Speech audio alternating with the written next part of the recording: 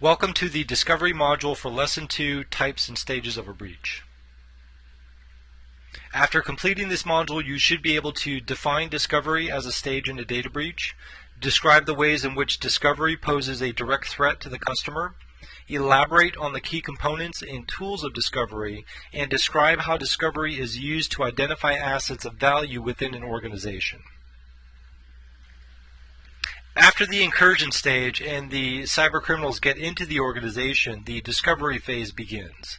From the cybercriminals' perspective, the goal of this stage is to actually map out a corporate network, understand what information exists, and find out where and how well protected that information is. The criminals are depending on the fact that infrastructure in companies is not appropriately hardened. As we learned during the incursion phase, companies in many cases have not enforced strong IT policies around who should have access to what infrastructure components and what information. Cybercriminals also count on the fact that information isn't where people think it is. In a lot of cases, well-meaning insiders are taking important information assets and moving them to other parts of the company, forgetting that those parts of the company may not be hardened appropriately. And so a lot of breaches happen by well-meaning insiders causing what we call data spillage. Cybercriminals can capitalize on this during the discovery phase, since companies do not know where sensitive information may have been inadvertently moved, copied, or relocated to. In terms of how long this phase of exploration lasts, it varies, depending on the cybercriminal's skills, familiarity with the environment, the method of the attack, and the victim's defenses. It's not unheard of for data compromise to occur minutes or hours after the discovery phase. Activities performed during the discovery phase represent a direct threat. It's at this stage that the cybercriminal is actually accessing and assessing the value of the data. To the extent that the data being analyzed is unencrypted, there is a significant risk of data loss. Whether it's compromised intellectual property or sensitive customer data that is exposed for later use in identity theft, the discover stage is where the potential losses become real.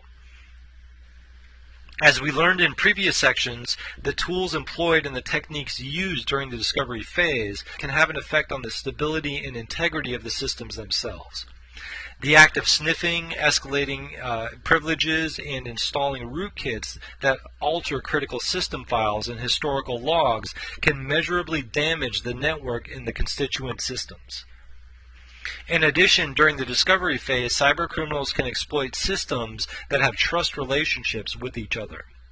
Because business relationships with third-party business partners often require the exchange of confidential information, such as 401k plan, outsourced payment processing supply, chain order management, and many other types of operational data, the scope of the threat gets exponentially worse during the discovery phase. Once the cybercriminal has penetrated a system, scanning is the key technique that helps the cybercriminal map the target environment out. Using the results from the initial incursion, the attacker often knows what types of services are running in the organization and what vendor designed the system, whether it's Cisco, Microsoft, Apache, IBM, etc. This information is useful to know when mapping out and investigating systems and the data stored within them.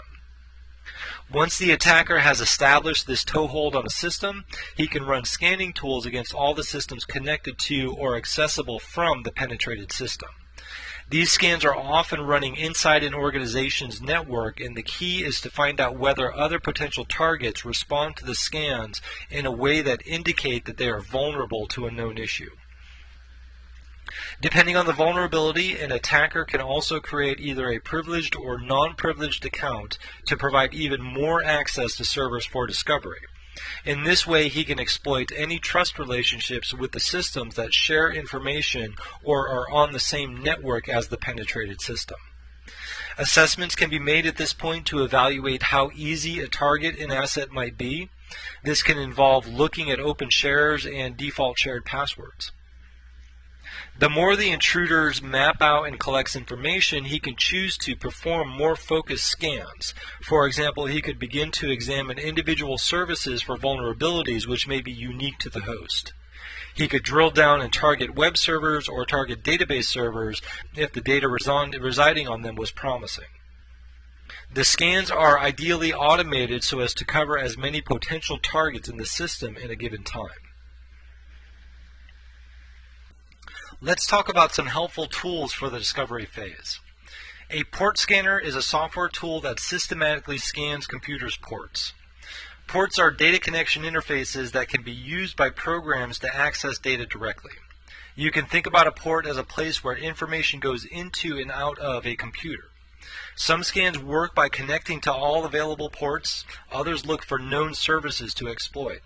Others operate in a stealth mode to block the scan system from recording the activities. Used by a cybercriminal during the discovery phase, port scanning can identify further weak access points and open doors into further systems in the network. Ultimately, this aids the cybercriminal in finding available assets. Vulnerability scanners are network management tools that look for specific vulnerabilities or scan a system for all potential vulnerabilities. Given its scope, detecting and testing a service's vulnerabilities, it is an essential tool for administrators and cybercriminals alike.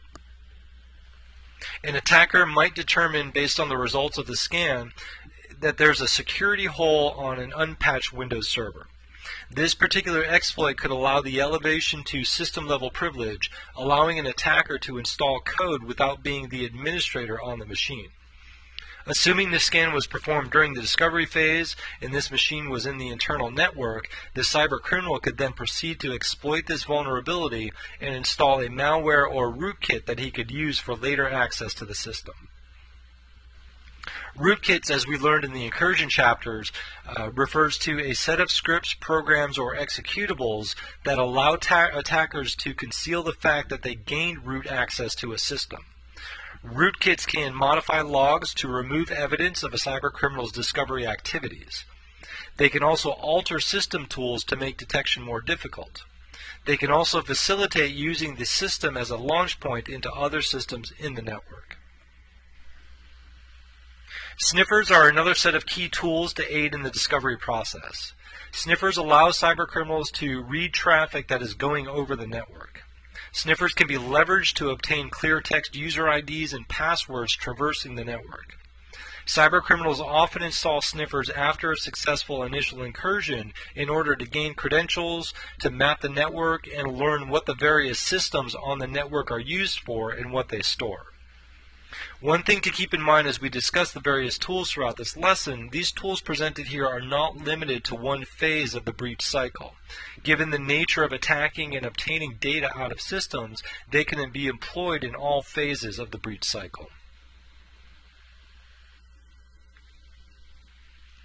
In this module, we discussed what discovery is in the context of a data breach. Now let's consider the key takeaways within the context of each learning objective presented earlier. In this module, we define discovery by explaining how it involves the cybercriminal's attempt to map out the network and identify assets. This definition should help you to recognize discovery as a separate stage in a data breach. The next key takeaway is to be able to articulate that the actions performed during the discovery result in measurable threats to the customer.